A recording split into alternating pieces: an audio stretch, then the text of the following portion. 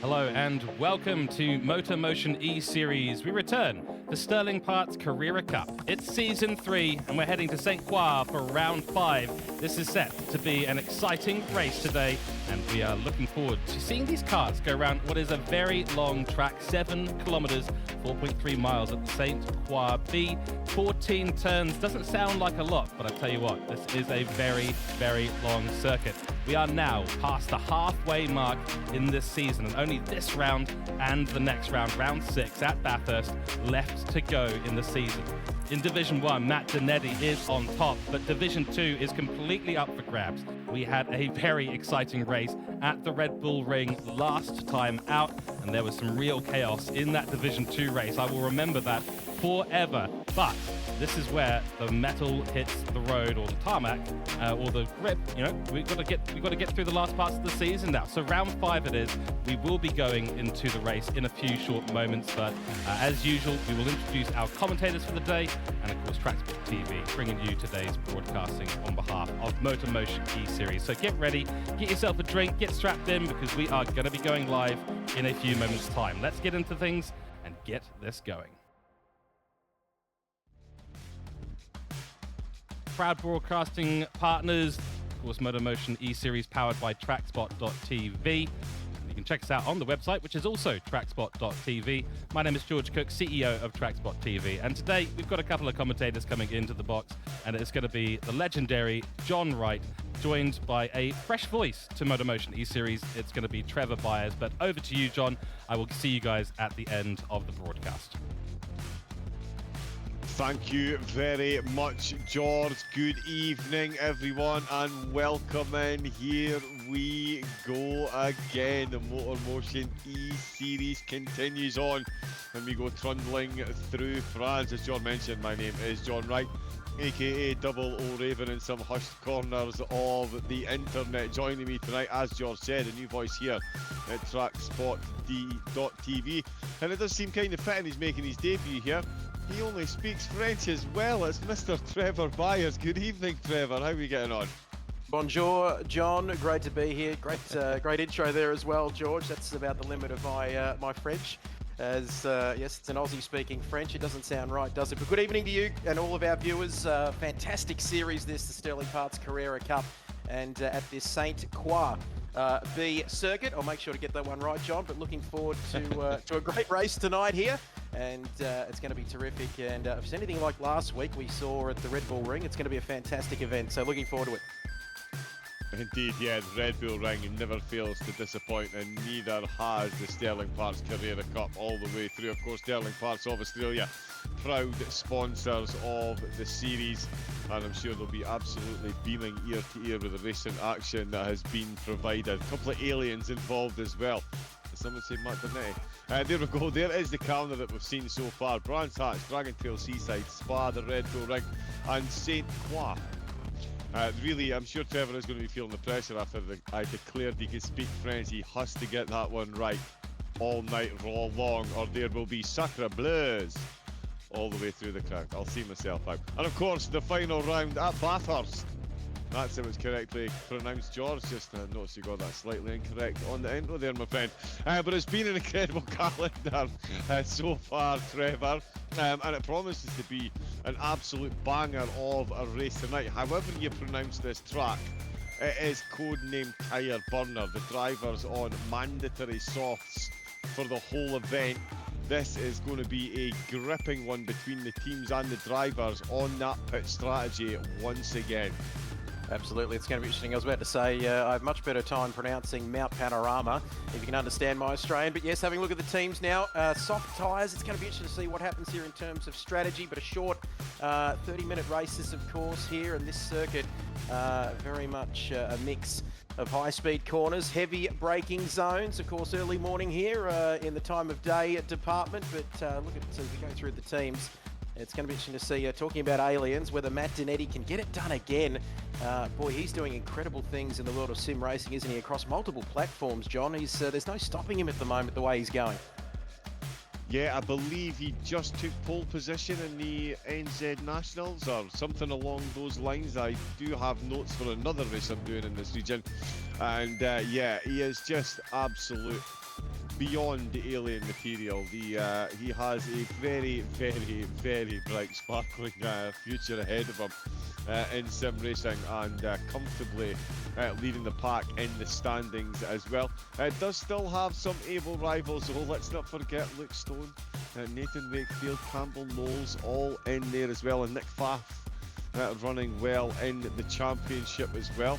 Of course, the team format, Division 1 and Division 2, and it has been an interesting dynamic, that one, Trevor. An interesting way to do it, but it does keep the team battle very much in focus, because Matt Dernetti might be running away with it, but his teammate Mark Hogan is struggling to finish in the top 5. But it does still just give Uncourt a bit of a lead, so a really phenomenal dynamic for a competition. Certainly is. They've got a bit of Red Bull racing about them at the moment. Hopefully they're not quite as harsh as what we've seen happening at Red Bull there. It's very cutthroat. Anyway, George is in the house. I won't go with the Kiwi jokes once again. But no, Matt Dernetti for Hooncore B Sports. Very important, isn't it? Given the obviously the point structure as well in this championship, the drivers and the constructors teams championship. It's very important to get both cars up there as we see. But Matt Dernetti, he's got technology, John, that we've never even heard of yet. That's how alien he is. But still, like you said, Nick Pfaff as well, very close last time out at the Red Bull Ring. Nathan Wakefield, as well as Luke Stone for Lightning Motorsport. This race is anybody's, up for grabs here, of course, at this St. Croix circuit. For all of our French viewers out there, it's going to be terrific to see what we're going to see here this evening. Yeah, there are certain parts of the sim racing world that have, they say they've got actual evidence that Matt Dernetti has USB ports in his armpits. I'm just going to leave it there. I'm just going to leave it there. Well, a 3.0 or 2.0, but the way... I mean, I'm guessing 6.0. Like, there's just so much precision in everything that he does out on track. It is absolutely incredible. It is going to be in the rolling French countryside for this week's event. Of course, you can get yourself signed up. www.motormotioneseries.wordpress.com is the place to get yourself involved. And of course, Sterling Parks sponsoring the Carrera Cup will be out on track very shortly. Can confirm though, it was a gentleman by the name of Matt Dernetti that took pole in the qualifying session. Calling me surprised. Mike Pfaff, second place. Captain Snooze, he is not sleeping at the back this time, and it is Stone in fourth. Water Arrow is going to start in fifth this week. Can he hold on to a top 5 position? We've got Airborne, Brucey and Paco all rounding out the top 8. We really do need to hurry the drivers up and get them to change those names. But here we are out on grid. A 30-minute sprint race which will see rubber lost from the rims. The 5 lights are out and we are absolutely flying into turn 1 once again, and Dernetti gets the start of champion, but it's Pfaff. He's under pressure. Captain Snooze certainly not sleeping off the line, and Water Arrow making up an early place as well. Stone and Water Arrow going side by side. It's beautiful stuff. Captain Snooze and Pfaff battling for second position. The Captain Snooze is going to come out on top. That is the way to do it in the opening 2 corners for Captain Snooze. They're all on the same tyre, so this is all about the driver. And look at Matt Dernetti. That's right, you can't see him because he's so far in the distance already. Captain Snooze and Pfaff going side by side. Bit of door banging through turn number 4. It is absolutely line astern for the rest of the field. Stone hanging on to 4th place. Water Arrow back in 5th, so those 2 have sorted that one out. Airborne in 6th with Brucey in 7th position, and Paco holding on to 8th place. But and that's a bit of a side by side in the back. No, he's not. He's just tucked back in the line again. Stone looking to hang on, and he's doing well there. Bit of a wiggle, but he is going to be presented with an overtaking opportunity ahead as Captain Snooze across the bridge, looking for side by side. He's looking to retake second position once again after Pfaff has retaken it. Snooze has got his nose in front. He's out with the slipstream early. He's going to exit the bridge. No, he's not going to exit the bridge in second because Pfaff's going to go around the outside. Snooze is going to hold the inside line, and he's going to hold on to this one. And it is bringing Stone right back into it. What did I say before we crossed the bridge? Pfaff is going to get a double overtake opportunity, and it is being presented wholeheartedly by Pfaff and Snooze. And I tell you what, Water Arrow could be a big beneficiary in this one as well. Never mind the 3-car train, that is a solid 4-car train. That's a lot of slipstream being shared between the cars at the moment, and Stone beautiful shots on board. Look at Snooze once again, ducking to the outside line. Fab trying to squeeze him over as far as he can. He's got on the inside, he's got the double overtaker, has he? He's got one. Oh, he's made a bit of contact. There's a bit of sideways little lateral motion on the back of the post here, but he's held on to that one. How he's held on to that, I have no idea. Water Arrow's dropped the position. He has backed out of that one as Airborne has come shooting through as well. And Stone has actually ended up still in 4th place with Snooze in 3rd. And Faf in 2nd. I usually do an entire lap, Trevor, but this has been an absolute banger of a start. And Stone is still going for it with Snooze and Faf. Absolutely, Captain Snooze. He was caught napping off the line, but now he's woken up, hasn't he, on this opening lap? And what a hectic opening lap we've seen. Everybody appearing to get away cleanly. As we take a look at Stone now, slotting in behind Captain Snooze. Is he going to make a move down into turn 1? Here's his opportunity to get through, and he does. Incredible move there from Stone, but Captain Snooze will be in best position here to have a crack at him once again. He can't quite get it done. You can see Stone there cutting back in front. This is hectic racing. Is he going to go left? Is he going to go right? Captain Snooze, he's serious about sleep here at the moment, that's for sure. But you can see, while Stone and Captain Snooze are battling, it's giving a chance for Airborne, Water Arrow and Brucey to come up on this pack ahead of them at the moment. Matt Donetti, we'll forget about him. He's in the departure lounge. He's well and truly down the road here at the moment, John, on lap 2. He's already sizing up his Bathurst qualifying, quite frankly, but Snooze, Stone, Faf, they're all still dueling out for these final podium positions. Remember as well, we've got a pit stop to take into consideration. These tyres will absolutely wear out by about halfway in the race, and the more overtaking that you're getting done, as we see Paco and Brucey going side by side off the end of the bridge. In fact, we'll get a quick run down the rest of the field. There's quite a few cars that have not spotted yet. Brucey in 8th, Bluey in 9th, Itard is in 10th position as well. Good start for him, holding on to his qualifying spot. Toolshed, certainly not moving like a toolshed there. He's got 11th position. We've got Scotty in 12th, and Rusty bringing up the rear in 13th position in the Squid Game livery. Looks like he might have lost round 1. Again, terrible joke, I'll see myself out. Matt Donetti, is there anything that this driver cannot do? I'd imagine he is as calm as a coal just now, doing his taxes, making a cup of tea, hoovering, and probably winning games of Warzone with his feet, but he's absolutely smoking the rest of the field, and it is a well-established field of drivers behind him as well. But Donetti really is taking Ciprus down under by storm in the minute, and he is full attack mode here at the moment. We've got a move going on. Paco looks like he's getting the move done on Water Arrow again. When I was here a couple of weeks ago on the Red Bull Ring, he's dropped a couple of positions, so down to 7th place on the back of Captain Snooze, who himself is down. He's got Airborne ahead. We can see Paco and Water Arrow absolutely going for it. Water Arrow thinking about it. Maybe just didn't have enough grip there actually. The car was bouncing ever so slightly. Ooh, and that's a whole lot of time on the grass. It's definitely not going to help your acceleration. As we can see, Paco getting very close into the braking zone on Captain Snooze there. I think he was a bit sleeping on the brakes. That's going to be a little bit of a bump draft. The car behind is so close. Nobody picking up any penalties yet, which has been more than fortuitous, is safe to say, with the way things have gone so far. But Snooze down through 7, 8 and 9. He's now again got a big train of cars behind him, but it's for an entirely different position. And the rest of the group are breaking away from him, Trevor. He was looking so promising in the open stages. He is now leading the pack from 5th, and Airborne is up and out of here in a minute. Absolutely, you can see there's a train behind him. There wasn't much grip out there on the grass for Captain Snooze. Taking a look at Paco here in the beautiful Shell Helix Nick Johnson Racing tribute livery there, and that Porsche. Beautiful cars, these ones. As the Porsche GT3s here on Gran Turismo. But here is Captain Snooze now, as you can see right behind him, under pressure there from Paco. And slipstream battle as well. It's going to be interesting to see how these cars can gain a little bit of extra speed in the slipstream, as you can see there. Down, trying to have a look there. And all the while, he's got to keep his eyes on what's ahead of him, of course, Paco. But he's got Water Arrow, Brucey right behind him as well in that train. So, John, he's still going to keep an eye on his mirrors. As we see again, Captain Snooze. There's not much grip out there, is there? As you can see, faster on that sector. And this is hectic stuff there, you can see, through this St. Croix circuit. I'm not going to get that wrong this evening, but this is hectic racing. And all the while, John, we're looking at this. It's giving a chance for those guys at the front, Matt, etc., to just get away and get some clear air and pretty much run their races at the front. They are, yeah. Donetti and Faf are absolutely running the show up at the front. Brucey is looking quick. Captain Snooze has got himself back ahead of Airborne. Airborne's done himself a bit of an issue. And he's slowed right down. Oh, the Dick Johnson machine there in the background. Absolute lateral movement on the back. Does well to hang on to it. Captain Snooze did get the overtake, but Airborne is absolutely hanging on to the back of him here.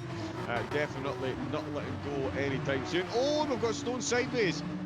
Stone is sideways. I did say a few weeks ago he dropped like a stone and painfully. He's done so again, down to 10th position and not too far ahead of Toolshed. Toolshed could get this one locked up nice and quickly as well. That's a lot of momentum that Stone has lost. He's going to be carrying a bit of damage as well that will repair itself. And in fact has repaired itself. But with the tyre grip that he's got, or lack of, he's going to really struggle to catch back up at this phase. We're only 4 laps in. And we've already got the front lefts halfway through their rear, and we're halfway through a petrol tank. So it does look like the petrol will outlast the tyres. That's all what the drivers do during that pit stop. Faf is trying his best to keep pace with Matt Donetti. And to be fair, at this stage he actually is, and it looks like he is closing in. He has got the fastest lap of the race so far with a 2:08.2. He's backed that up with a 2:08.3. That is the type of consistency you want if you're going to be hunting down your main championship rival, especially now that Luke Stone has dropped down the order. Now, with him being outside the top 8, certainly, that gives Faf a good chance to concentrate fully on Donetti, the man ahead of him in the championship and ahead of him on track. If we could quickly jump onto Matt Donetti, actually, we've got to look and see what his lap times are. 209.9, wow. Oh no, sorry, 208.9, 208.7, so he is 4/10 a lap slower than Faf. That's, yeah, Trevor, interesting times. Is he saving 4 times tyre wear here though, John? Drivers will need to manage their rear grip, especially in those traction zones. You can see the tyre wear in that graphic at the bottom of your screen. I'm blown away by some of the odometers here on these cars too, as you can see there as well. They've done more Ks than I have in my Honda Jazz here at home. But Matt Donetti now, is he just saving a little bit in those tyres? Who knows? Late 208s, early 209 on that last tour. That's French for lap, I believe, John. But as you can see, is he just saving a bit in those tyres? Of course, the racing softs. You do not want to take too much grip out of those tyres, especially in the early part of this race. Yes, indeed. I'm loving the French as well. Absolutely on point. 209.1 as they come across the bridge. Let's have a quick run down the field as well and see where everyone's sitting. Because Snooze is on the podium with Paco now up to 4th place. Paco has made up 4 places. Sean Atab as well is up to 8th. Well, Paco there in 4th. Airborne in 5th. What I was back up to 6th with Bluey in 7th as all fly off the bridge. Atab is in 8th place with Brucey. Oh, Bluey getting close to the wall on the exit there. You love to see it. And there is, yeah, Brucey and Stone down in 10th position. That is an absolute nightmare for his championship hopes. An absolute nightmare. Toolshed did manage to close up on him. Certainly, you would think Stone's got a bit of pace to get a couple of overtakes done. It looks like the Tart and Bluey are getting pretty close. And Shane, sorry, of course it is Shane, in 7th place there. Leading this pack. I'll tell you what, Stone sends up the inside and he nails that one on the exit very nicely indeed. Certainly from the qualifying times, he's got a bit of pace on the drivers that he's in amongst just now, so I wouldn't be betting against him. Certainly making 3 positions, maybe 4. I don't think a podium though. Could be a bit far given the strength of field that we've got up there at the minute. He's going to be a good one to watch though, especially from on board. Again, quicker than Brucey in the turn, and this is very much damage limitation now, Trevor, for Stone. He is 3rd in the championship. This really isn't the result he's looking for, but he needs to keep the head clear and really appreciate the state of the tyres and just get the head down and get through this stint, get a fresh set on and see where the chips fall. You can see that rear left and rear front on that car. It's not looking too good, but if he can stay in the top 10, of course, yellow flags are out.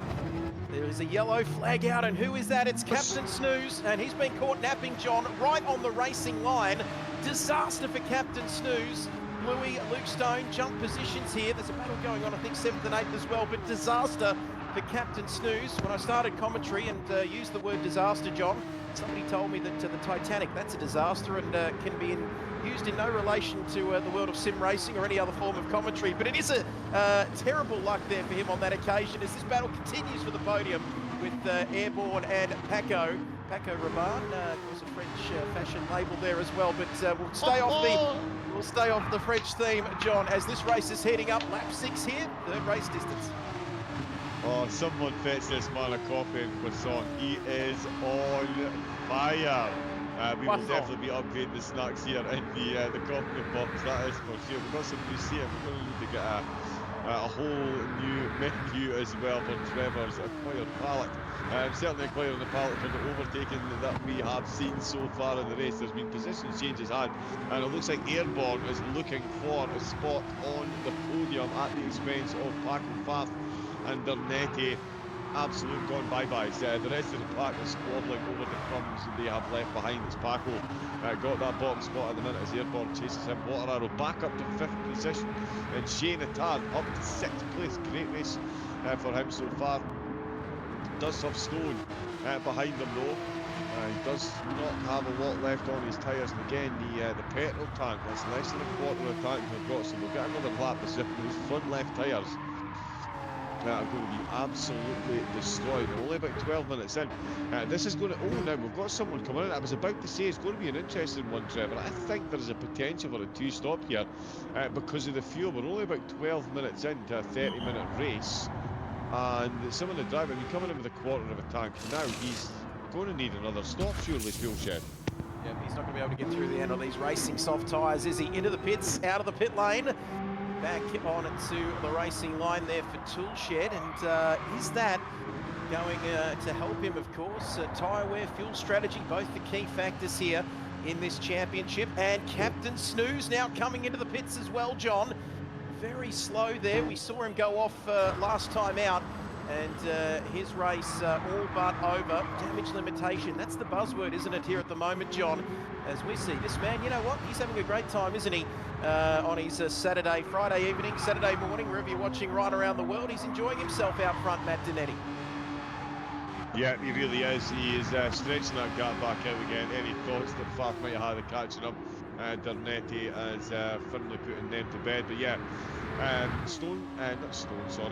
Captain Snooze coming into the pits from 13th position. That is, yeah, an absolutely incredible turnaround. Paco is managing to get a bit of a gap to Airborne as well. Absolutely embracing his inner Dick Johnson in the phenomenal livery that he's got on that car. There's always one, and you'll love to see it. Shane Attard in 7th. Shane's in 6th place. Brucey is in fact... Oh, although is he? Because Bluey looked like he was going for an overtake up the inside there, and he's maybe just about got it done on Stone. No, he's not quite. Stone in 11th, yeah, so Brucey ahead of him, Bluey trying to get the overtake done while it's lurking behind him, and the race leaders come in. 7 laps in, and Faf has followed him in 15 and 10, so a little bit of fuel left, but a fairly early pit stop, and Paco, you think now the rest of the field is just going to follow suit forever. Yeah, and it's just reacting, isn't it? So you can see there, Matt Donetti was out front. He had that first call on strategy with the lead, and they're all coming in now. Look at this. Right on cue there, and right on half race distance. Half the race gone, half still to go, as the late great Murray Walker would say, as we see those racing softs go off, racing softs go on. And there we go, the beautiful looking Porsche with the Herncorp livery there. Our race leader enters back out of the lane on the start-finish straight, so they've all come in. That's a bit boring. No one with not too much imagination in terms of pit stop strategy there, John, so far, halfway through the race. Indeed, yeah, a lot of that I think governed by the fuel in the tank. Quite a few of them had the red flashing light of death on, so the ran. Oh, and we've got a car stationary. Captain Snooze, what is he doing? Captain Snooze. I'm not going to go with any more sleeping jokes, John, but he's making it very difficult for us here to not go with any more sleep-related puns. And you can see the yellow flags are out, blue flags as well, but he is stationary in that car. So has he run out of fuel? No. What's going on there? It's saying on the graphic at the bottom of our screen that he's got fresh racing softs on and fuel shouldn't be an issue for him. Could it be a hardware issue? Is there something wrong with his racing wheel, or has something disconnected? It's sort of the sim racing or esports equivalent to a mechanical failure now, isn't it, in this day and age? But he is still going very slowly there, John. Yep, he really is. The narcolepsy jokes are going to be rife. We've got Dernetti though. He is, as I said, in and out of the pits on half race distance, as smooth as you like, and he's found a few tenths on Faf. Airborne with a good run through the pits to take third, to hold on, sorry, to third position. A great drive for Airborne, making up, what, 4 or 5 positions on quali? So yeah, we'll be more than happy with the race so far, and still the potential for St. Croix to kill several other people. In fact, Airborne qualified outside the top 8. So that is an absolute worldie of a drive for Airborne so far. Paco in 4th position. Of course, Water Arrow started in 5th and currently still in 5th. Brucey started in 7th. He's up to 6th. Sorry, Airborne started in 6th position. Good save for Hooken. So he's up 3, but still onto the podium. So it's not too bad a showing at all. Faf still got the fastest lap of the race, but Dernetti is still leading. Paco, as you can see, good drive in 4th so far. He's got Water Arrow dangerously close, I'm sure, for his liking. The drivers are going to be trying to push, but also trying to manage the tyres, because you know this is going to be a slightly longer stint on that rubber, and they could well pay the price. Stone back up to 7th place. So on a decent recovery drive so far. He did get past Sheritard in that pit stop. So that's put him back into better points paying position, but he really is going to be looking over his shoulder for the other drivers come the next few races, or the next race, Bathurst. I mean, there's not much overtaking goes on there, except for on the Conrod straight. They're really going to have to push it to get those championship points in the final round. Oh, and I tell you what, wow, laying down a marker there, Trevor. In the second stint, and Stone showing exactly what he's made of. He started to purple the sectors. Yep, that's a statement, isn't it? Midway through this race, you can see purple sectors for him. And you can see there he's had a rough run, well and truly inside the top 10 at the moment. And boy, it's, I reckon Brucey's going to have some issues. We take a look on board Brucey's car now, looking back across the bridge. On the rear wing of that car, and Luke Stone is absolutely catching him, isn't he? And I don't think it's going to be too long before that Lightning Motorsport car is all over the back of Brucey. But the opportunity, the passing opportunities, it's going to be interesting to see where he can get this move done. And where can he get this move done? Well, I tell you what, forget about that. Forget about asking whether he can get the move done, John. He's got it done. There he goes, straight up into P6 now, job done. Wow, absolutely incredible move to get that done through the tight right-hander there. Brucey, oh, he thought about coming back up there, popped out the slipstream, but had nowhere near the momentum required, and that's Stone. That's 2 good overtakes he's got in the sector of the track, back up to 6th place. Should Water Arrow now be looking over his shoulder, and he's about 6 tenths up at the fastest lap. Stone is making a statement. Yeah, Trevor, he's making a statement.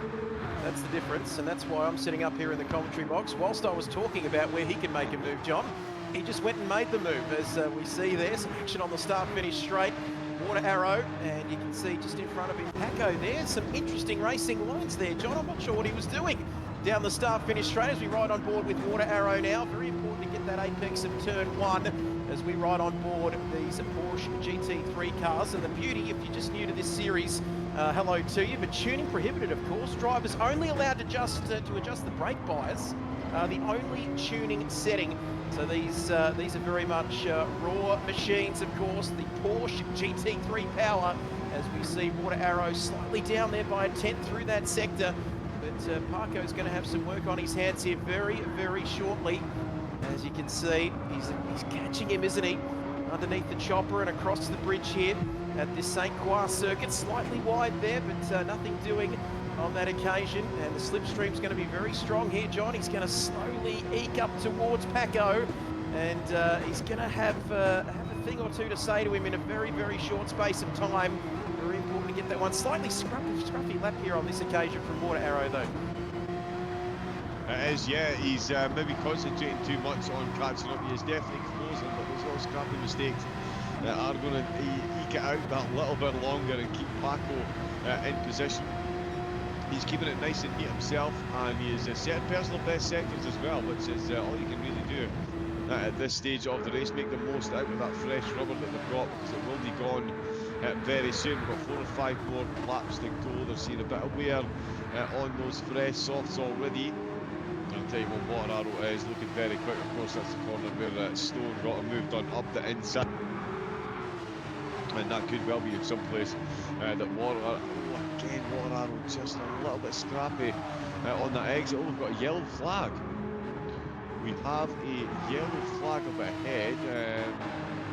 Airborne, Faf and Dernetti are all still running fine, so I wonder if that was going to be a back marker going slowly. A strange one. And I think the caution flag is now cleared, hasn't it, John? So it may have been a back marker there going slowly. You can see 7.5 minutes to go in this race. And John, have a look at that tyre wear. Are they going to have to just start easing off, conserving those tyres? Fuel shouldn't be an issue in the next 8 or so minutes of this race. But Matt Donetti, can he hold on for the win? As there is Captain Snooze again, not for the first time, John. He is all at sea there at the side of the track, and he's sleeping on the job once again down there in P13. Yeah, he is. Yeah, he's having an absolute nightmare race this evening. He blew out the scene in the first couple of races, and yeah, down in 15th place. It's quite a few laps down as well. He's only just on lap 7. Rusty then is promoted up to 12th with Toolshed in 11th place, and these two still keeping one another honest in the closing stages of the race. Well, I say closing stage, still got 7 minutes of race to go, and a lot of rubber to leave on the road. Louis currently running in 10th place after another solid race. So too Scotty, still on the lead lap. He's in 9th behind Shane Attard in 8th place. Thank you, Shane, for using the real name. Brucey in 7th position with Stone. What a comeback drive, and the fastest lap of 207.6 under his belt, really making a statement and letting the rest of the field know exactly what he's capable here at Saint Croix. Water Arrow currently in 5th position. Is that going to be a promotion up to 4th at the expense of Paco, where we can see just in the foreground there, sneaking out of that corner? So just managing to keep a bit of a gap. Another yellow flag. This could be another back marker. Oh yeah, they've just gone past Captain Snooze. He's having a power nap, isn't he, on the side of the circuit? But this race heating up faster than freshly baked baguette, that's for sure. And boy, I will also show myself out as we see onto the start-finish straight. What a performance from this man. Let's talk about him. We haven't had a chat about him too much so far in this race, but qualified in P8, I believe, didn't he, John? Great effort from him to be up there in P3, all on his own in P3. Well, not quite all on his own. He's got Paco there a couple of seconds further back, but what a performance from him. And this is the one thing I love about Gran Turismo 7, John. These beautiful camera angles, the visuals on this game are incredible. But we are counting down now. Do not go anywhere. We're expecting a blockbuster grandstand finish here with 5 minutes in this Division 1 race for the Carrera Cup, the MotorMotion E-Series. And great partner, Sterling Parts, the Carrera Cup, of course, into Season 3, Round 5 already. And the question is, can Paco, he won't be too worried about Airborne there.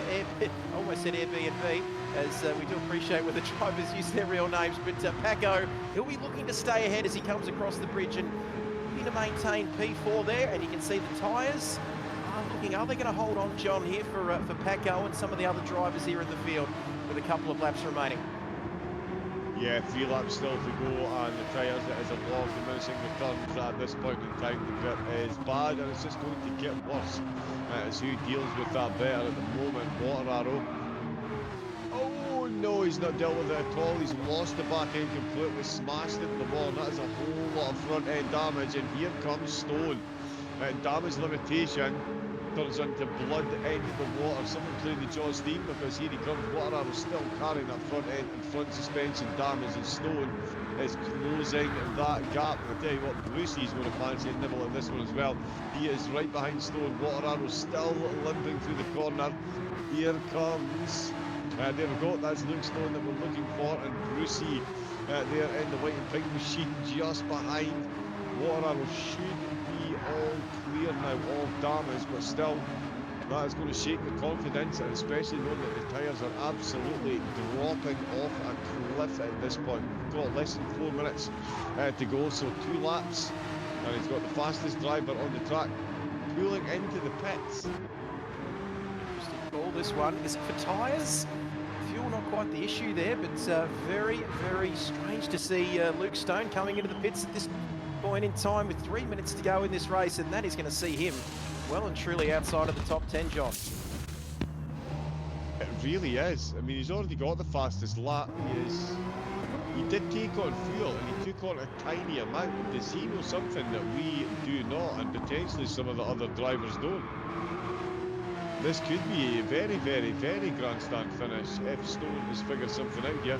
A quick splash and dash. The tyres, maybe just hoping that another driver comes in and only does a splash and dash. He's got the far superior grip, but he's put him outside the top 10, which is an interesting proposition. We've got a quarter of a tank of fuel on most of the cars. I don't think anyone else is going to be coming in here, Trevor. That is an interesting call by, now.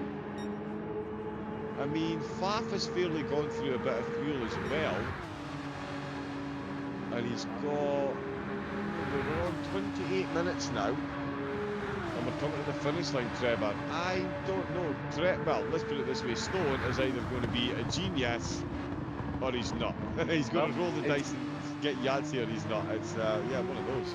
Well, I think the word for crazy in French is folly, but he's either going to be a hero, it's going to be hero or zero stuff, isn't it? For Luke Stone, he still sits there with that fastest lap of the 207.663. But look at this yellow flag. Don't worry, everyone watching at home. That's just the customary Captain Snooze yellow flag there. We've seen 4 of them so far in this race with 90 seconds remaining in this one. Ooh, it depends when they're going to cross the start-finish line, doesn't it, John?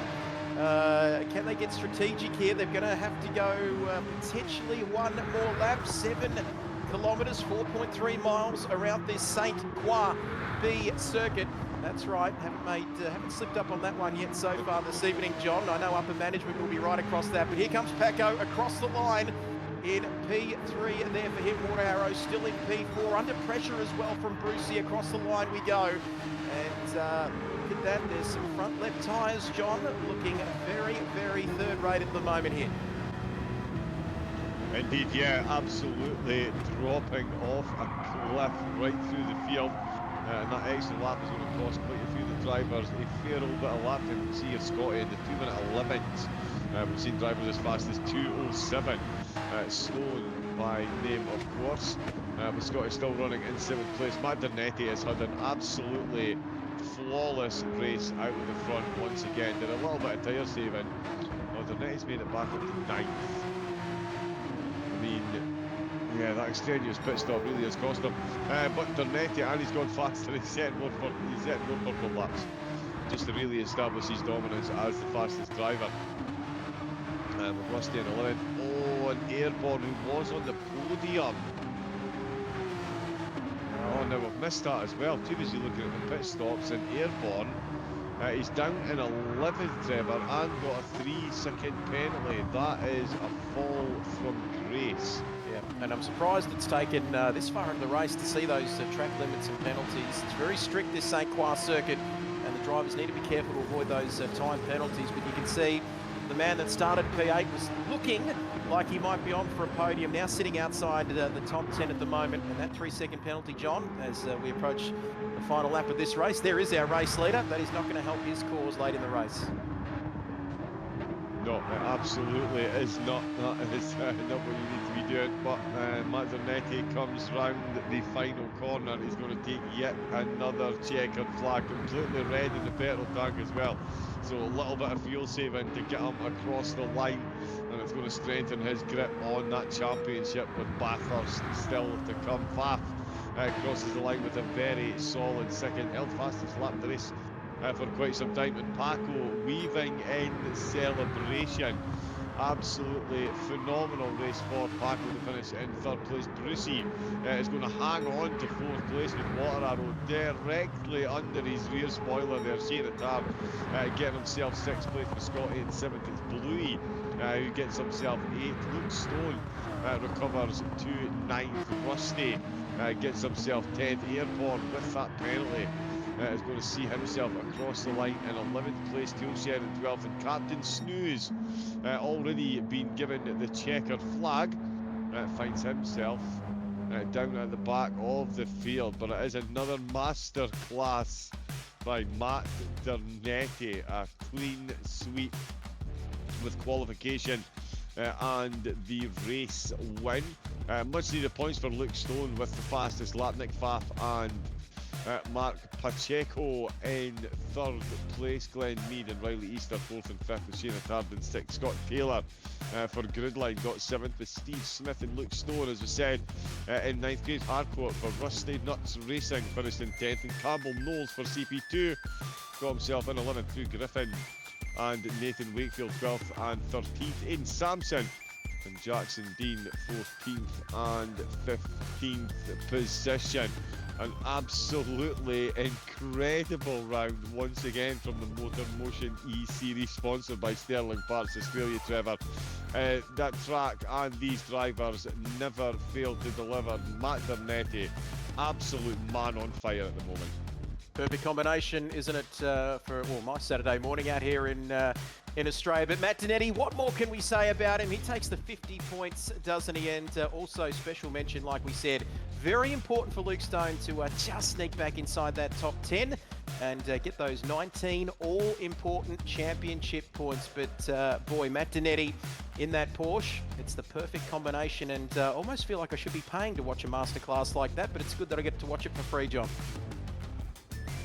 Yeah, front row seats to the best action in the house.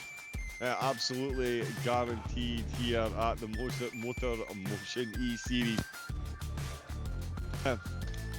When you are in the commentary box, of course, you can get yourself involved. www.motormotioneseries.wordpress.com. Make sure you get yourself over there and get signed up. Of course, we're all broadcasting on behalf of TrackSpotTV, proud broadcasting partners of the MotorMotion E-Series, and of course, as we mentioned, Sterling Parts Australia, extremely proud sponsors.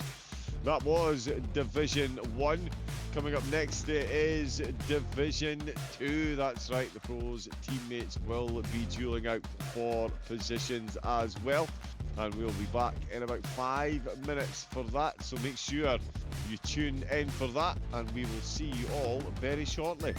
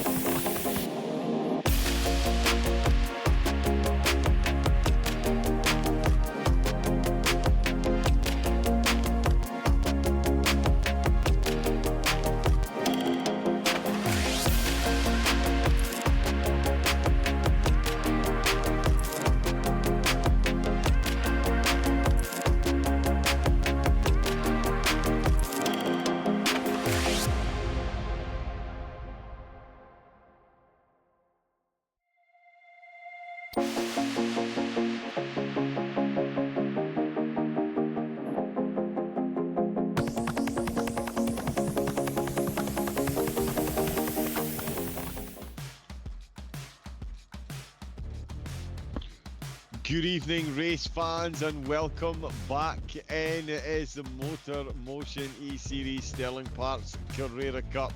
It is season number 3, it is round number 5, and we're here for Division 2. My name is John Wright on behalf of TrackSpotTV, a proud broadcasting partner of MotorMotion E-Series. You can get signed up to MotorMotion E-Series as well. www.motormotioneseries.wordpress.com. My name is John Wright. It's my absolute pleasure to be back for Division 2 and joined once again by the man, the myth, the French-speaking baguette-loving legend that is Mr. Trevor Byers. Good evening again, Trevor. Bonjour once again, John. It just gets funnier, doesn't it, that joke? But no, great to be here. Hello to all of our viewers. Good evening, good morning, good afternoon, wherever you're watching right around the world. Season 3, Round 5, Division 2. Of course, if it's anything like what we saw in Division 1 this time around here at this Saint Croix circuit, you nearly got me there. It's going to be fantastic, but great to be back for Division 2.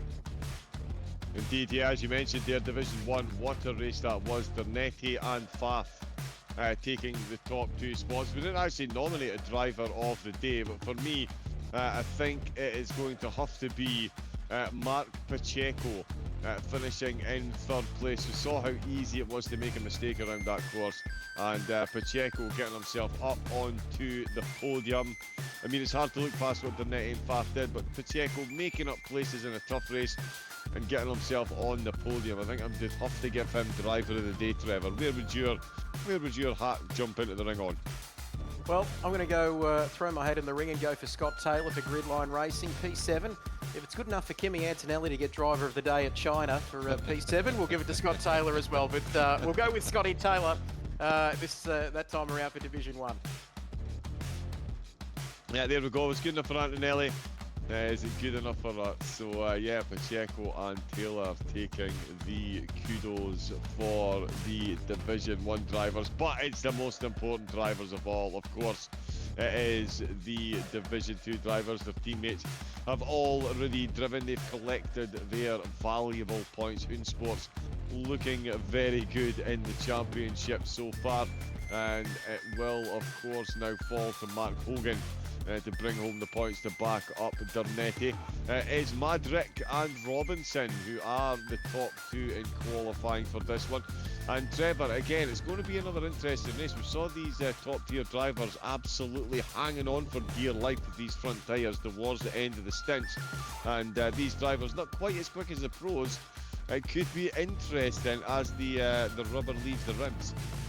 You better be careful what you say, John, because there's a lot of competition between Division 2 and Division 1, as we know. But no, you're absolutely spot on. We saw Matt Donetti there finishing, well, he was finishing on fumes, wasn't he? Or the smell of an oily rag there at the end of the race. And tyre wear was also an issue as well.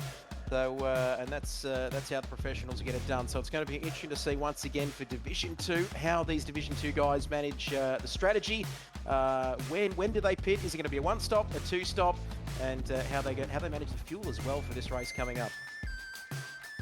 Indeed, yeah. It is season 3, round number 5 of the Sterling Parts Carrera Cup. The drivers are aligned on the grid. 2 by 2, 5 lights go on, 5 lights go off. It's flat down, it's foot down, it's flat out, and it's flying into turn number 1 once again for the process. And it's Madrick who gets a very, very good start indeed, leaves Robinson. And Marty McFarty fighting over 3rd place. Hazeldean in 4th place, hanging on there is legendary Berry actually. Gets himself up into 4th. That's a very, very, very good start indeed. It's Lightning once again living up to the name with a good start, but it is Hazeldean's going round that. Oh, he's not. Yes, he is. He's going round outside. Marty McFarty dropped down to 4th position as Hazeldean. Another one in the Dick Johnson livery. You'll love to see it, and that is a good solid run to the podium in the opening few corners. Martin McFarty now coming under pressure from legendary Berry, who we've seen pull off some good races so far. RPM Oh, bit of door banging there through turn 9 as ahead on to the Prez. There's going to be some slipstream and some overtake. Oh, he looks for the inside line, gets the door closed. That's going to bring the cars round outside. The CP car, P1 Skippy, certainly aiming for P6 if he can. The RPM car is going to need more than RPM. He's going to need a whole lot of grip if he's going to hold on to that, and he does not. Skippy skips his way around the outside. It looks like Brits Lightning is involved in a battle as well. Madrick is battling with himself and absolutely no one else. Hazeldean now up in the second place, leading the chasing pack. He's ahead of Robinson. Martin McClarty looking to get himself ahead of Robinson and back onto a podium position early doors. Division 2 absolutely living up to Division 1, Trev, and the podium battle absolutely alive between these three drivers as Martin McClarty looks to send one up the inside. Owen Robinson almost does send one up the inside, and that's going to bring Legendary Berry and P1 Skippy into this one, Trevor. Here we go. Well, ambitious is the word that comes to mind. I'm not sure what he was thinking there or whether we could get that move done. Here comes Skippy. Skippy the Bush Kangaroo, Skippy your friend ever true. Great show that one here as we can see Skippy now in P5, left or right, which way is he going to go? Of course a very wide circuit, this St. Croix circuit here in France, in the beautiful French countryside. On the outside, on the start finish straight, which way do we look, John? As we see somebody, I thought somebody was coming into the pits there, but I was very much mistaken as we see them 2, 3, 4 wide almost. And let's have a look at it. Let's have a look at this Skippy down into turn 1. He's going to lose out here, John, as we take a look. Or is he? He manages to keep that place. This is intense racing here. And we're only on lap 2. Fantastic stuff. It really is. The driver's looking to absolutely maximise the grip that they've currently got on the tyres. Brits Lightning. Oh, he's going to get a double position. Oh, and I tell you what, no, Legendary Berry, yep, he is dropping like stoned in lap 1. It's not a purple sector, it's just because it's lap number 2 with Legendary Berry now down to 9th position as Skippy in 8th. RPM still going a bit of sideways there on the exit. We are loving this no one's heart. 2 by 2 by 2 they go every single corner. We've got a car side by side across the bridge. Popping out the slipstream, it's almost squadron formation flying here. And who is chasing who exactly? Legendary Berry is leading the way, but here comes RPM and P1 Skippy. The rest of the pack absolutely closing up in the braking zone. Oh, Skippy just hanging on to the grip that he's got. He's got 2 cars safely tucked in that slipstream. One of them actually named Chase. He is certainly doing the chasing at the moment. A calculated risk as well. He's taken a few so far this series, and a couple more. I can see him getting from position. P1 Skippy going past RPM. RPM going past P1 Skippy. P1 Skippy looking to make a counter move. And Chase blocks off, and Chase slingshots past him as well, and he gets the move done on Legendary Berry.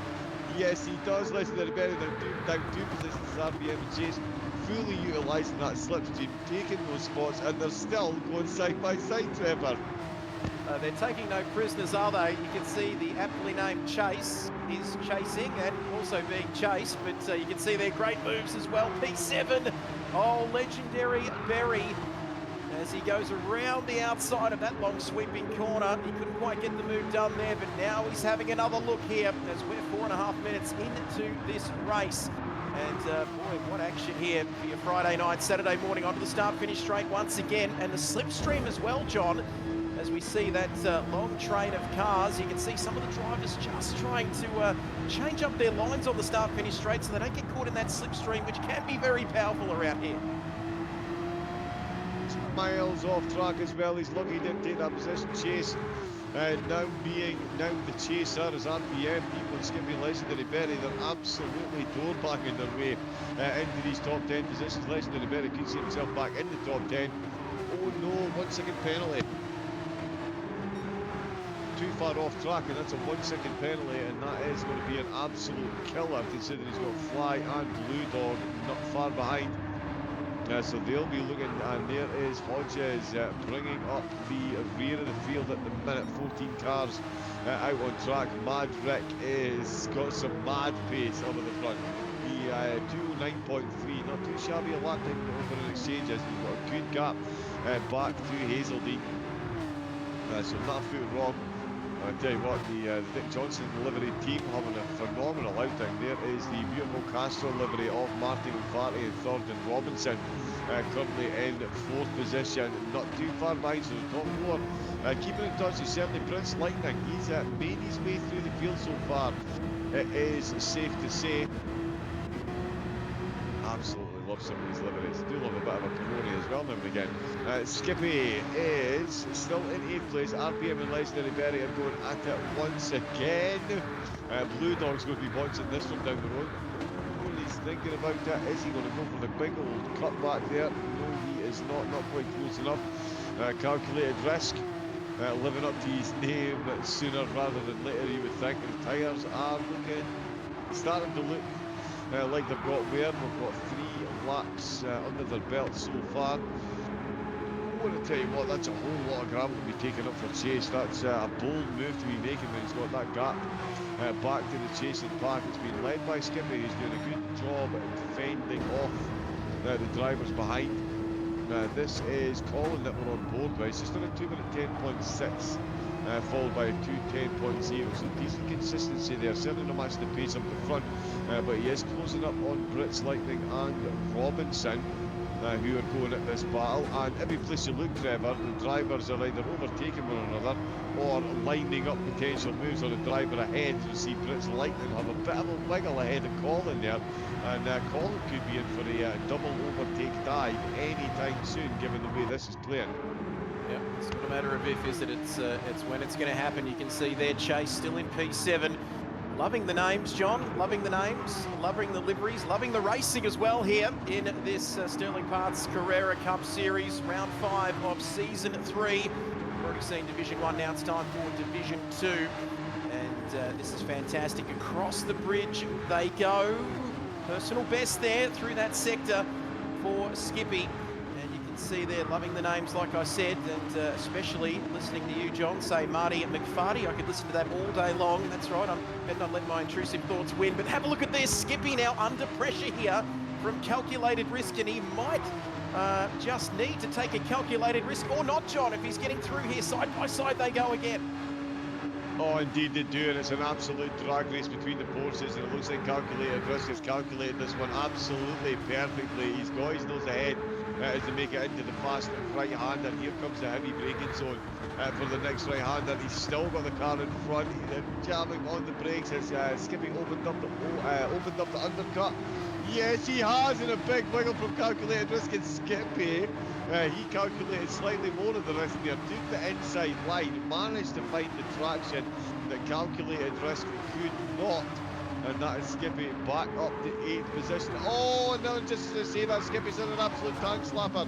He's gone left, he's gone right, he's gone into the side of calculated risk, who did survive. You just see that actually, Blue Dog and Hodge coming in to the picture. Hodge up to 12th position, Legendary Berry down in 13th place, and Blue Dog having to take up the mantle of the other drivers now. He's going to have himself a battle with P1 Skippy. I think P1 Skippy is looking for driver of the day here. He has been the most entertaining by quite some time. And oh, sorry, there's Blue Dog is back. That's Blue Dog. My apologies. That is Blue Dog that's in there. But yeah, I'm still going to say that anyway, Trevor, because Skippy has been absolutely in the wars in this one so far, up and down the field. Now down in the 10th place, a big comeback drive here. Absolutely, Skippy there, and boy, he's been hopping mad so far. He's had a terrible run in this one. Of course, Skippy, that famous Australian show there. But here we go across the bridge again. It's going to be interesting to see what he can do in that final part of the race. But Brits Lightning, here we go. Let's have a look at what he can do there. He's currently sitting at P5. All of these names, and then we get to Colin in P6. But no, we love it, don't we? But P6 there. Here we go, Colin now. The Australian right behind Brits Lightning here. Once again in P5, you can see there. Look at these. Are we going to have a similar strategy to what we saw in Division 1, John? Or do we have as many tyre whisperers or fuel whisperers, is that the right way to say it, in Division 2 as we have in Division 1? We saw how close some of the guys in Division 1 ran things towards the end of the race. So can these Division 2 guys do the same here in this one? Indeed, yeah, tyre and fuel whispering and tyre car whispering. by Dernetti to nurse that thing across the line. But yeah, it's certainly an interesting proposition for these drivers. I mean, some of the tyres, these front lefts, are absolutely worn. The fuel looking not too bad for 5 laps in, but that front left is making it interesting. Again, interesting lines the drivers have to break the slipseam. They know how strong the slipseam is in these cars. Oh, and out the last corner, I'll tell you what, Hazel coming under continued pressure and losing the position. Hazeldine and Robinson going side by side. Hazeldine now in 4th position as Robinson taking the mantle of third as Hazeldine's going to try and go round the outside of turn at number 1. Not going to be able to make that stick as Prince Lightning and Colin are dueling out for 5th. Hazeldine still chasing Robinson. Pulls out with the slipseam again. The cars behind. The 2 cars behind them, the one in front, Prince Lightning moving over just again, break that slipseam, try and shake off the advances of Colin. He knows he's going to be vulnerable going across the bridge, especially with him being this close, and that battle ahead is what he will be targeting. They're all targeting Madrick at the moment, and he is absolutely flying. Martin McFarty's up to 2nd place, a great drive for him. 2:10.4. Wow, so Madrick actually dropped to 2nd on his last lap there. I wonder if that is a bit of tyre whispering going on. I'll tell you, Martin McFarty 6 laps in. We are 12 minutes into the race, so bang on the timing schedules, and I think he's got another lap. I think we're going to see some of these drivers, Trevor, make it to 7 laps, but it's going to be a fairly ropey 7 laps. They've definitely gone through a bit more tyres than the Division 1, and they're going to be hanging on here. Yeah, going to be hanging on for dear life, no doubt about that. I believe that we're going to be reaching that cut-off point, aren't we? You can see lap 6 of this race. Fuel, not so much of an issue, but it's going to be the tyre wear, as you can see, for Robinson there. That front left racing soft tyre is looking very second-hand at the moment, and like you said, John, it's not going to be too long before we see these drivers coming in for their first round of pit stops. Madrick there still in P1, Marty McFly. We're back to the future, John. Oh boy, I knew I'd slip up eventually, but Robinson in 3rd, Hazeldine in 4th, and then Prince Lightning. And especially when you're trying to conserve your tyres, John, the last thing you need to see is someone right up in your rear vision mirrors, as we see Hazeldine coming into the pits at the moment here. Yes, indeed, Hazeldine coming in with 13 minutes of the race gone. Chase following him in as well. So going for the undercut. There's going to need to be the undercut work in the first couple of laps going out the pits. Because towards the end, there's going to be 1 lap down on the tyres. Still, again, fair point to make. It's times 4 tyre wear. They've managed to fuel pretty well. It is the tyres that are absolutely going. Look at Prince Lightning. He has got nothing on that front left. He's going to make it to the end of his lap. It's going to be a lot closer to the 15-minute mark, so he is going to have to stretch it out a bit come the end of the race. But certainly done well to get his 15 minutes out with these tyres, although as I'm saying that, Colin looking like he's got a lot less tyre wear as he pulls one up the inside on the bridge. No slipseam required for this one. Prince Lightning under pressure, and the pressure has got to him because Colin has got himself in the lead, and he's going to have a more grip on the, in fact you can see that he does have a bit of white there on the tyres, so there is something left on his tyres. And exactly as I thought, Trevor, coming to the end of these stints, some of the drivers hugely vulnerable, and Prince Lightning, after a great start, Colin is leaving him standing with the minuscule amount of rubber that he's got left on his tyres at this pace. Absolutely, the rubber is disappearing faster than the money in my bank account, John. It's a story for another day, but let me tell you, lap 7, these drivers are getting very close. And how close can they cut this one before they will need to pull the pin and come in and make a stop? And we talked about the law of diminishing returns. If you run too long, it can really affect your race later on. But you can see there, like I said, lap 7, bang on half the race distance here at the moment. 30-minute races here, round 5 of this championship. And John, there's not a lot of grip out there. As you can see, Prince Lightning there giving up that place in calculated risk. He's also picked up a penalty as well of half a second as we see our race leader into the pits now. Indeed, he comes in 15 minutes clear and gone in the race.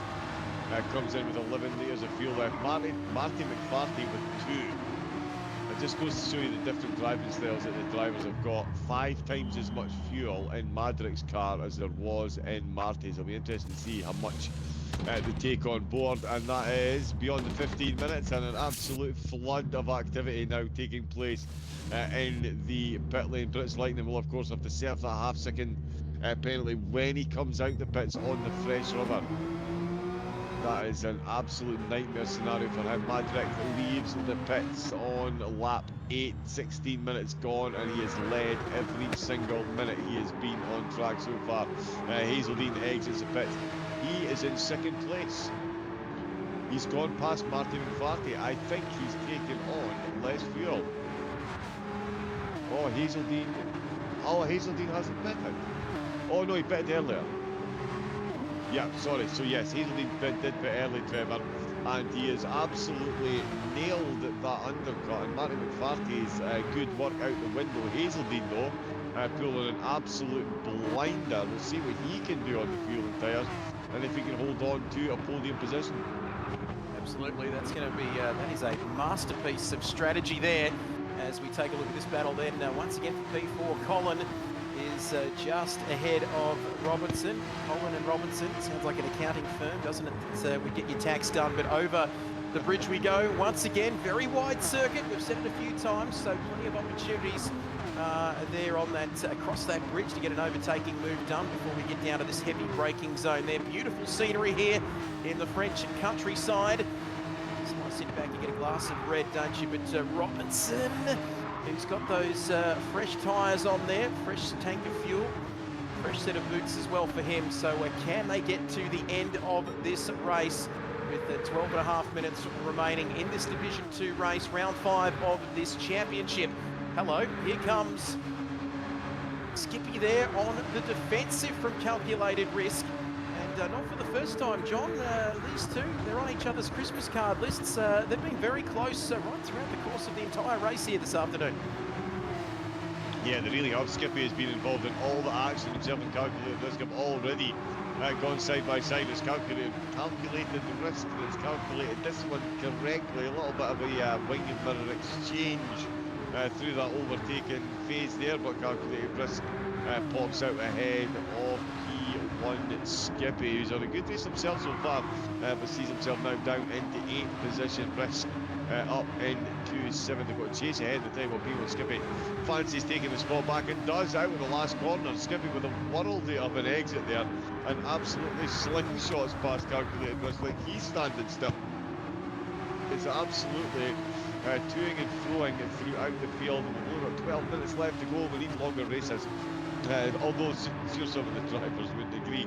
RPM in 9th, Brits Lightning currently in 10th place ahead of Blue Dog. Legendary Berry, I'm thinking he's got himself a penalty or two along the line, because he's down in 12th place ahead of Hodges in 13th, with Fly bringing up the rear of the field. Not long ago pits himself, but it is Madric to pole position, and he is comfortably leading this race despite Hazeldine's heroics behind them through the pits. It has absolutely in no way diminished the gap that Madric has got over the rest of the field, and I'm sure we're going to see some very quick laps coming in from him. Although at this point, with the gap he's got, Trevor, Madric, with what we've seen on the tyres and the fuel, he's surely going to be in full tyre saving mode, because that is an almighty gap he's got over the rest of the field at the minute. And there's no need to take any risks, is there, John, for Madric at this point in time. Lap 9 of this race, what have we got? 10, a little bit over 10 minutes remaining. He's very much in the box seat, isn't he? He's got the clear air, and it's his job to manage those tyres, manage the fuel here. And he is sitting pretty, like we said, he is in the box seat in the final 10 minutes of this race. Calculated Risk. I'm wondering whether he's calculating these risks at the moment, John, because he just needs to be very careful here around this circuit. Of course, the final part of this lap, the undulations you can see there, he's up by 3/10 through that middle part of the lap. But he doesn't need to do anything too silly here, does he, to try and get past Skippy. You can see that I've never seen a Porsche that wide. You can see there Skippy putting that car in all of the right places, although out of the traction zones, John, it looks like Risk might be getting closer to him here across the start-finish line. Indeed, yeah, he really does like that last corner. A lot of the drivers do, and I find using that as a good place to catch up. Both of them keep it between the mayo and the mustard. This time we've seen an overtake off track through that corner as well. Nothing doing this time. Skippy pulling over, calculated risk, doing nothing to get himself back into the slipstream. He's just going to run his own lines at the minute. Has a little bit of front end movement on the car. Does manage to hold on to it though. Skippy will be firmly looking in the rear view mirror to keep an eye and see where Skippy is going. In fact, Skippy's just set to see where Risk is going. Skippy's just set his personal fastest lap of the race. So the perfect time to find himself some pace. Coming onto the bridge, he's completely broken that slipstream to calculated risk by the look of it. I mean, calculated risk will get a bit close here over the bridge, but certainly won't be anywhere near close enough to get that overtake. No place to be seen. RPM is behind him as well. We've already seen that RPM can certainly get involved in the battles taking place as well. So these two drivers ahead will need to be careful. Almost going sideways there for calculated risk. Absolutely pushing all the way to the end, bringing home those all important points before the final round at Bathurst next time out. That promises to be an absolute cracking conclusion to the Sterling Parts Carrera Cup. I cannot wait for it. Although, thankfully, we've still got about 9 minutes of racing, 8 minutes of racing left here at Saint Croix. Beautifully pronounced all night by everyone. Hurrah. Oh, now. Calculated risk with a purple sector, Trevor. That's an interesting piece of data to be popping up on the screen at this stage of the race. That's interesting, isn't it? I tell you what, so much drama here, John. We could have a Netflix series on this one. It's a shame I've jumped in the penultimate round of the season. How good is this? But yeah, interesting there. Calculated risk, as we see Madrick there into the 208s at the moment. So 208.927. So we asked the question whether he would be conserving fuel, conserving tyres. He's gone on the Max Verstappen route there and decided to set the fastest lap of the race anyway. But now we are riding on board with Chase in Chase Cam. John, no, any takers? No, tough crowd, that's okay. But P6 for him, as you can see, if you are new to this series, racing soft tyres only. If you're wondering why these blokes talking about tyre wear all the time, that's the reason why. Only racing softs being used here. As you can see, about 50% on those tyres here for Chase. And if you want to get involved in this series, oh my goodness, boy, cue the Jaws music there, because dun it, that was very close there, John. And I nearly spilled my Red Bull because that was very, very close. And in fact, well, he's lost out there because now calculated risk is back on it here. Yeah, he absolutely is back on it. Oh, and he's absolutely in it there. That is the rear splitter of the Porsche ahead of the Chase and calculated risk. Having a bit of contact there, and that's brought Skippy right back into it after he was quickly ejected from his previous position, and that is quite low over Chase's shoulder. And that is someone else, RPM, looking to get involved. But here we go with Skippy watching calculated risk and Chase go side by side. He's hedging his bets that he's going to get it done. He's following him through. He's going to try the double overtake. He has got it. He's been sent to the inside after a bit of contact. He's going to have the inside here. Is he going to be able to make this stick? And I'll tell you what, RPM can make this one stick as well. We've seen Skippy get some good moves done through here already in this race, and he is fighting for his life at the minute. His calculated risk is looking to break away very quickly indeed, as Skippy, Chase and RPM now battling it out over that position. And I tell you, this is absolutely anyone's guess as to which one of these is going to bring home which position at the moment. We've got another car coming into the pit. Yeah, Hazeldine with the early pits. 24 minutes left to go of the MotorMotion E-Series Sterling Parts Carrera Cup, and he's back into the pit. So the early pit stop means he's back in for more fuel. Much like Stone in the Division 1 race. And tell you what, Chase now and RPM fully engaged. RPM is ahead now of Chase. If he's dropping back down the order, I wonder if he maybe picked up a penalty. That surely would have noticed that, but whatever's gone on, Skippy now finds himself firmly ahead of RPM, and RPM ahead of Chase. He's back down to 8th place. The tyre wear, Trevor, it's why we keep talking about it, as you were mentioning a moment ago. It really is wreaking havoc with the drivers as they get in to the second half. Each of these stints, and Skippy putting it into the wall on the way to the bridge. Yeah, absolutely. Hard in your mouth stuff, that's for sure. And you don't want to be heading to that barrier there as you come across the bridge here at this St. Croix circuit. But Hazeldine, as you can see, paying the penalty for that early stop there.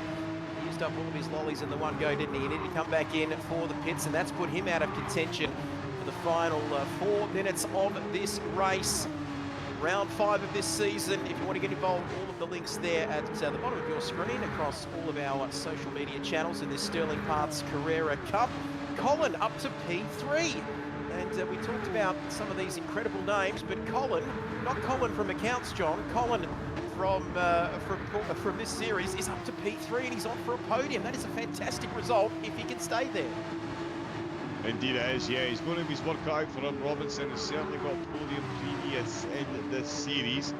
And he is looking quite, both of them on pretty much exactly the same tyre wear as well. So it is a driver v driver at the minute. Colin, most definitely not from accounting. If he was though, I don't think he would be, I think he would be sensible enough not to count his chickens before the past. It's where I was going with that one. It just takes a while sometimes at my age. Colin, and yeah, just as we were watching Lyrical on his drive, Robinson signalling that he fancies a move into turn 1 back, so rules out the slipstream straight back in again though. Just letting Colin know that this one is not done and dusted by any means. We've got, what, 3 minutes left to go. 2 laps are gone, and we're on to a podium. Can Robinson make his way back up there? Marty McFarty is back up to 2nd place since Hazeldine came into the pits. And Mad Rick, I'd imagine, will be changing his name to Very Happy Rick after the race, bringing home another race win, certainly on the cards. To do so, don't want to curse at the commentator anyone, that is definitely a thing. So we'll see if they can survive to the end. Onto the bridge we go once again, no one making contact with the wall. Robinson still just hanging it into that slipstream, falling gently across to the right hand side of the bridge, the lineup, that all important braking zone. How close is he going to get though? Not quite close enough. He is running out with tarmac, but he's definitely not running out with talent, and he has got those corner exits absolutely nailed on at the minute. And Colin is going to be feeling that pressure, I'll tell you, that it's quite the hot seat so far. 3rd place, and it's not cooling down any at the minute, Trevor. Colin and Robinson definitely going to be dueling this one out for the this final 2 laps here in round number 5. Yeah, 90 seconds to go in this race, and you can see you're absolutely spot on. Colin, Robinson, and I reckon Robinson there is going to have to watch himself too. Both these drivers, in fact, are going to have to just keep an eye on the tyre wear. As you can see at the bottom graphic, the bottom of your screen, fuel not so much of an issue here in the remaining lap or so of this race, but tyre wear is going to become a factor here, as well as it has been right throughout the course of not only this race, but right throughout the course of this round 5 across Division 1 and Division 2. You can see he's just trying to experiment there, take some different lines, but penultimate lap of this race, John, we are counting down to the end of this one. You can see Robinson there in the MotorMotion Racing Team livery. Beautiful colours on that car, but slightly wide there through turn 1. And has that given Colin the breathing space he needs to just hold that podium position towards the end? Yeah, it could be the impetus he needs. Yeah, Robinson now dropping off ever so slightly after that, and Colin definitely looking good to hold on to that 3rd place. Marty McFarty will be absolutely delighted, not only hearing his name said in Scottish so many times over, but he's got himself a good podium. Although, just as I'm saying that now, Colin, never mind hanging on to 3rd place, is he now eyeballing himself a 2nd place? I'm going to see ourselves a last lap stramash between these two. They'll certainly be watching the tyres. We're over the 30-minute mark, so this is going to be the final lap, so they've not got long left to go on. Marty McFarty currently in 3rd, Colin currently in 2nd, Colin in 3rd. Robinson is a bit further down the road, so it's about these two. Madrick going to get himself another checkered flag in this series and strengthen his grip going into the final round at Bathurst. And Robinson's coming under pressure. Calculated risk. Oh, has he calculated this one absolutely perfectly? His fuel tank is absolutely flashing red. But so is his DRS button if you had one on this. I want to tell you what, Robinson losing grip, losing power as he completely out of tyres and fuel. Oh, and he's run wide. That is going to be the easiest cutback for calculated risks. Precision, the easiest cutback that calculated risk has had in his career so far, I would say, although Robinson coming straight back at him and keeping the car just about in front down the hill and go, almost making contact between the two of them. A calculated risk, absolutely looking for it, and there is Mad Rick crossing the line to take the checker flag. They're still battling for position right the way through the field, but Mad Rick wins. Colin got himself second place. Colin got past Martin Farty in the closing stages. Robinson got past calculated risk as well, so Robinson got fourth place. Robinson got fourth, calculated risk got fifth position, RPM in sixth, with Brits Lightning in seventh, and P1 Skippy finishing in eighth. But it is an all-conquering Mad Rick takes pole in quali and takes P1 in the race at an absolute canter, Trevor. A true masterclass from the Division 2 driver, and easy to see why he's leading the championship. Absolutely. Once again, the word masterclass, I know I've been throwing it around a few times today, but we saw Matt Donetti in Division 1 getting it done, Madrick getting it done as well for Division 2, and a perfect race for him. Let's take a look at the results there, as you can see on your screen. Ricky Atwell getting the job done, taking the maximum 50 points. Mitch Collin for Collin Racing Team. What a finish that was at the end. It went right down to the wire, didn't it? Dylan Scarborough for Astor Racing, they're taking the P3 in the end. Richard Robinson, Marcel there, Black Rose Racing in P5. Bob Massey P6, Lightning Motorsport in P7. Very important to stay inside that top 10 if you get off to a bad start. All important championship points still up for grabs, and you never know when you'll need them throughout the course of the season finale coming up as well. But Dave Crook in 8th, Mark Hazeldine for Hazel One Motorsport in 9th. Aiden Chase, Team Capital rounding out your top 10. Graham Splint for CP2. Mark Hogan for Hooncorp in 12th. Chip Berry for Gridline Racing in 13th. Bryce Kentwell in 14th for Rusty Nuts Racing. I love that name. And Stephen Harrison, unfortunately, did not get underway. So he's not classified there down in P15, John. Indeed, yeah. What a line of results that was, and just about to bring this one up as well, of course, driver of the day, and procrastinating slightly because it is a tough one. But I think given that what we've seen in Division 1 and Division 2, I'm going to have to give this one to Ricky Atwell. Led from start to finish, it was a bit close. He's managed these tyres. He's taken the fastest lap as well. An absolutely dominant performance for the Diffusion Race Engineering driver. And I think he's going to be my driver of the day, Trevor. Where are you? What are your thoughts on the subject? At the moment, I'm just sitting with Mitch Collin there in P2. I thought that was a terrific effort there in that last lap. Taking P2 there. It's a little bit harsh, I know, for Ricky there in P1. But going with Mitch Collin, my driver of the day there. Just the great train robbery, wasn't it? Stealing P2 at the end on the final lap. In fact, yeah, more than worthy of a driver of the day shout there. But that's the two, Ricky Atwell and Mitchell Collin. Phenomenal racing, as it always is in the MotorMotion E-Series Sterling Parts Carrera Cup. Of course, you can get yourself signed up to future series, www.motormotioneseries.wordpress.com.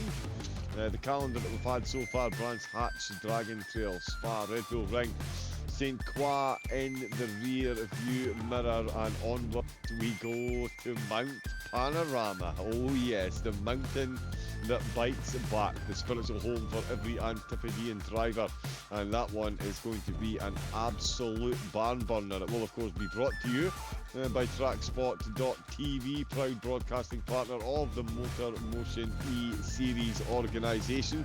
And absolutely looking forward to that. It's been an absolute pleasure bringing the races this evening. We'll have George Cook back in a moment, but a good night and a thank you, I'm sure, from Mr. Trevor Byers. A phenomenal first outing for you, Trevor, and can't wait to get you back in again. Thanks, John. It's been great fun, and yeah, looking for great racing here this evening that we've seen, and yeah, looking forward to getting back into the commentary box alongside yourself next time around. Indeed, yeah, it's going to be incredible. So yeah, thank you again to Trevor. A more than worthy debut to be making into the series, and a proud addition to the TrackSpot.TV team. And speaking of TrackSpot.TV, it is your hostess with the mostess, Mr. George Cook, that's going to wrap it up this evening after his beautiful intro and camera work.